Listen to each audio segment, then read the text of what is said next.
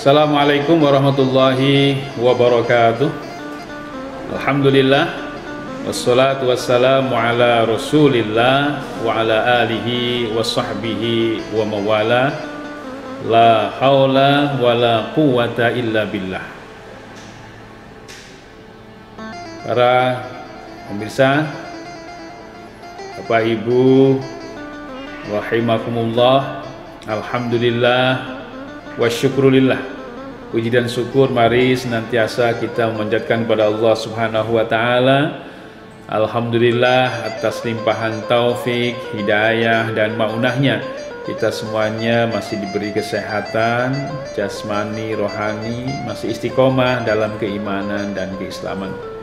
Sholawat serta salam senantiasa tercurahkan kepada uswatuna wa qudwatuna Nabiyuna Muhammad sallallahu alaihi wasallam, pada para keluarganya, para sahabatnya dan umat Islam yang selalu istiqomah mengikuti ajaran-ajarannya.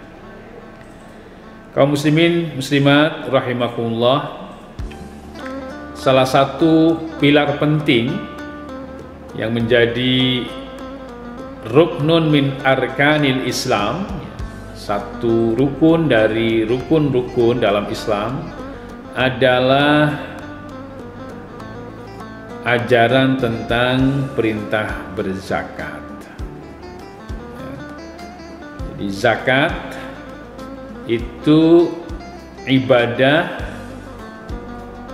yang bersifat maliyah, ibadatun maliyatun istima'iyatun.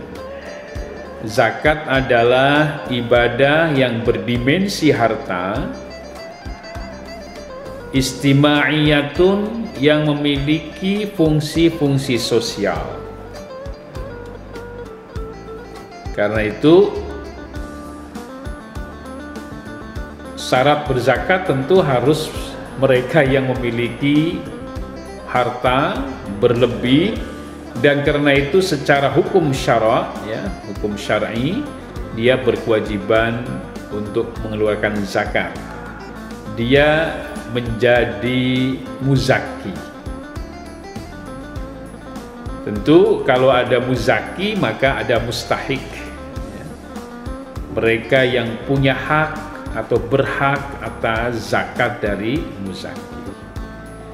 Hubungan antara muzaki, orang yang berzakat, dengan mustahik, ya, adalah hubungan yang sifatnya kausalitas. Mengapa orang itu disebut kaya? Ya karena ada orang miskin, gitu ya. Mengapa dia berzakat? Ya karena ada kelompok yang memiliki hak untuk menerima, yaitu mustahik. Kaum muslimin muslimat rahimakumullah, di dalam Al-Quran Allah sangat jelas dan tegas, ya, memberikan perintah kepada kaum muslimin muslimat yang memiliki kelebihan harta, yang termasuk dalam kategori muzaki, untuk mengeluarkan, ya, sebagian hartanya sebagai pemberian wajib kepada mereka yang berhak, yaitu mustahik. Allah di dalam Al-Quran surat At-Taubat berfirman, bismillahirrahmanirrahim, khudh min amwalihim shadaqatan tutahhiruhum wa tuzakkihim biha. Ambillah, ya, sedekah zakat dari mereka yang kaya. Untuk apa? Tutahhiruhum, untuk membersihkan jiwanya, wa tuzakkihim biha, dan juga membersihkan hartanya. Jiwa dan hartanya dibersihkan melalui apa? Ibadah zakat.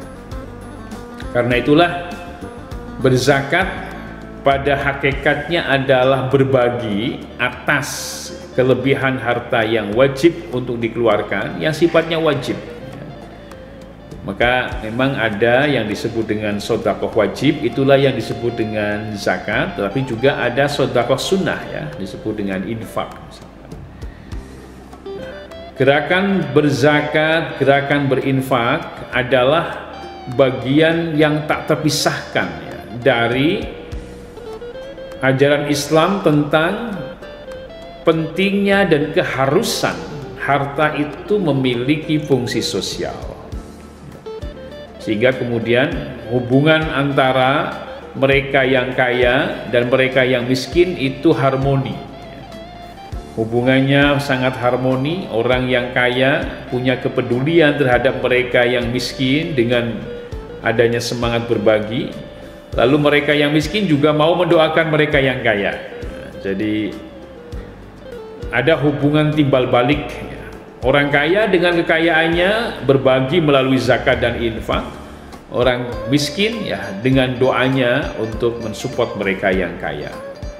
Hubungan sinergis antara si kaya dengan si miskin ini melambangkan satu hubungan sosial ya yang didasarkan kepada semangat atau spirit persaudaraan.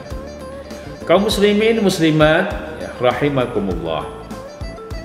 Di dalam Islam ya ada penyebutan dua pilar ajaran Islam yang biasanya disebut di dalam Al-Quran itu secara beriringan ya. Aqimus sholah wa atuz zakat. Itu perintahnya jelas. Aqimus sholah wa atuz zakat. Dirikanlah sholat dan tunaikan zakat. Ini adalah dua ibadah yang berbeda, tetapi selalu atau seringkali disebut secara bersamaan atau berurutan.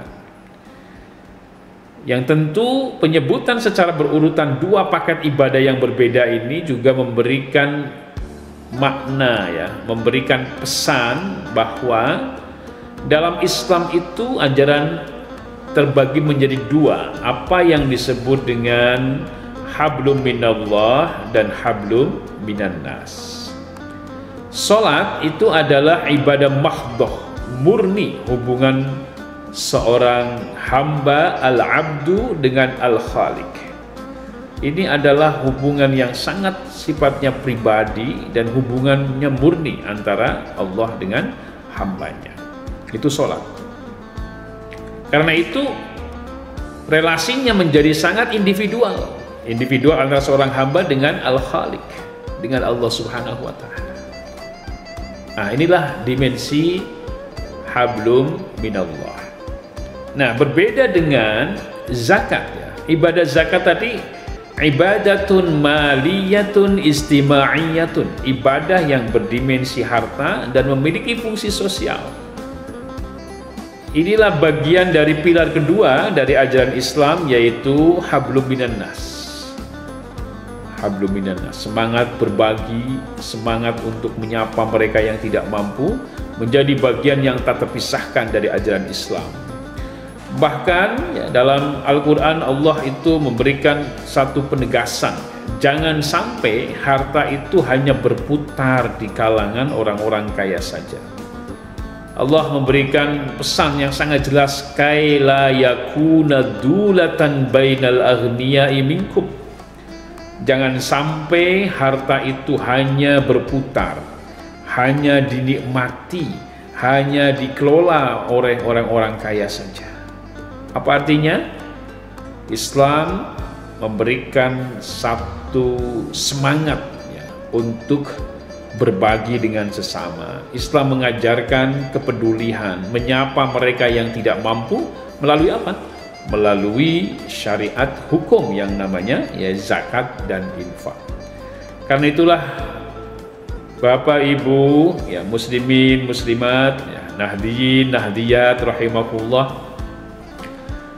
bagi mereka atau kita-kita yang mampu dan memiliki kelebihan harta dan karena itu berkewajiban untuk mengeluarkan zakat, maka tidak ada pilihan lain kecuali kita menunaikannya sebagai bagian penting dari pengamalan ajaran Islam, sebagai bagian penting sekaligus pembuktian bahwa ya, hablum minallah dan hablum minannas itu berjalan beriringan, berjalan secara seimbang. Kita mampu menghadirkan kebaikan di hadapan Allah dan mampu menghadirkan kebaikan dan kemaslahatan di hadapan sesama. Demikianlah kultum yang singkat ini, semoga ada manfaatnya. Aqulu qouli hadza wastaghfiruh wallahul muwaffiq ila aqwamit thoriq. Wassalamualaikum warahmatullahi wabarakatuh.